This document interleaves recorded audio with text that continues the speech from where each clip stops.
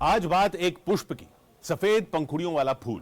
जब वो डालियों पर खिलता है तो उसकी पंखुड़ियां कबूतर के पंख जैसी दिखती हैं, दूर से देखने पर सफेद रुमाल के मानंद, लेकिन इसके खिलने में 10 से 20 साल लग जाते हैं। डेविडिया इन्वोलुक्राटा प्रजाति के इस फूल की उन्नत किस्म डेविडिया सोनोमा है। प्रधानमंत्री नरेंद्र मोदी ने 24 जुलाई 2025 को यूनाइटेड किंगडम के किंग चार्ल्स को सोनोमा डव का एक पौधा भेंट किया था। प्रधानमंत्री ने यह तोहफा एक खास अभियान के लिए दिया। पीएम मोदी का यह अभियान इस धरती की सलामती के लिए जरूरी है।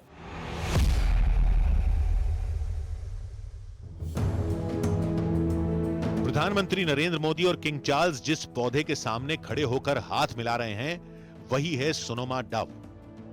इसे किंग चार्ल्स ने सैंडरिंघम एस्टेट में रोपने का मन बनाया है, जो क्वीन एलिजाबेथ की निजी संपत्ति है। सैंडरिंघम एस्टेट प्राकृतिक सौंदर्य के लिए विख्यात है।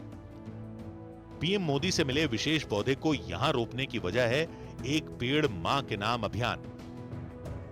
प्रधानमंत्री नरेंद्र मोदी ने 5 जून 2024 को हर भारतीय को मां के सम्मान में एक पेड़ लगाने का आह्वान किया था।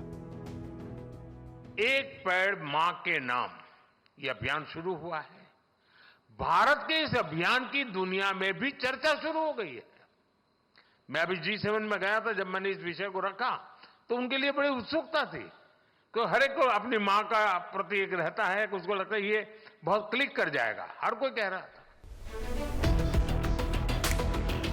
पीएम मोदी ने किंग चार्ल्स के साथ इस अभियान से कई और राष्ट्राध्यक्षों को जोड़ा। इनमें गयाना के राष्ट्रपति डॉक्टर इरफान अली, मॉरिशस के पीएम नवीन चंद्र रामगुलाम और मालदीव के राष्ट्रपति मोहम्मद मुइज्जू शामिल हैं।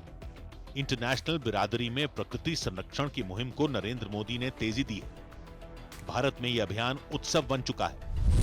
मोदी सरकार ने सितंबर 2024 तक 80 करोड़ पौधे लगाने का लक्ष्य रखा, जिसे अगस्त 2024 में पूरा कर लिया गया।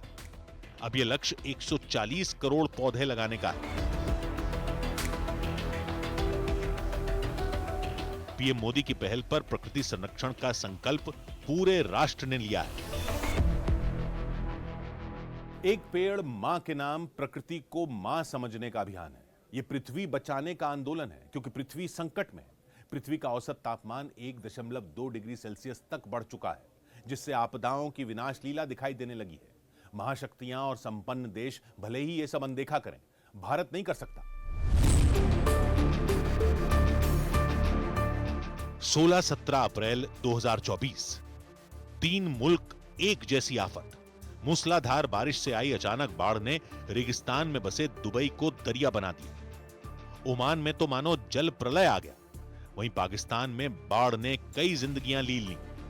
भीषण गर्मी के दिनों में अचानक मरुस्थली इलाके बाढ़ की विनाश लीला झेलने लगे। सबसे ज्यादा हालात दुबई में खराब थे। दुबई में एक ही दिन यानी 24 घंटे में कुल 160 मिलीमीटर बारिश दर्ज की गई थी। बताया गया कि बारिश ने दुबई में पिछले 75 साल का रिकॉर्ड ध्वस्त कर दिया था। सोशल मीडिया पर तब अफवाह उड़ी कि दुबई में क्लाउड सीडिंग से बेहिसाब बारिश करवाई गई, लेकिन इसकी पुष्टि यूएई सरकार ने नहीं की। बाद में शोध में पता लगा कि वो बाढ़ जलवायु परिवर्तन की देन थी।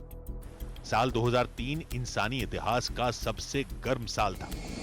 2024 की पहली छमाही में टेम्परेचर का ट्रेंड वही था, जिसकी वजह से मरुस्थल में जल प्रलय आया। कुदरत की हल्की करवट भी इंसानी वजूद पर संकट ला सकती है। इसलिए प्रधानमंत्री नरेंद्र मोदी पर्यावरण संरक्षण और पृथ्वी के स्वास्थ्य को सबसे ज्यादा अहमियत देते हैं। प्रधानमंत्री नरेंद्र मोदी ने पर्यावरण संरक्षण को देशवासियों की जीवन शैली का एक अहम हिस्सा बनाया।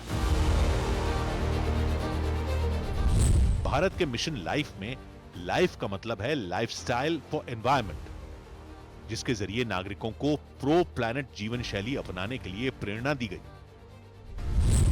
मसलन ट्रैफिक लाइट्स पर गाड़ी के इंजन बंद करने भर से 22.5 बिलियन यूनिट ऊर्जा की बचत मुमकिन है। घर पर उपयोग के बाद नल बंद रखने भर से 9 ट्रिलियन लीटर पानी की बचत संभव है।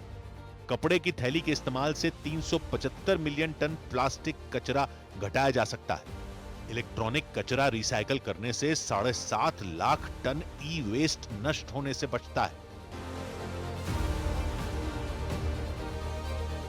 प्रधानमंत्री की कोशिशों से 3 करोड़ 57 लाख नागरिकों ने लाइफ गतिविधियों में भाग लिया, जिससे राष्ट्र की प्रगति यात्रा के बीच प्रकृति का बैलेंस भी बना रहे। आज देश पर्यावरण पर इतना जोर दे रहा है, ये राजनीति से हटकर मानवता के भविष्य का विषय है।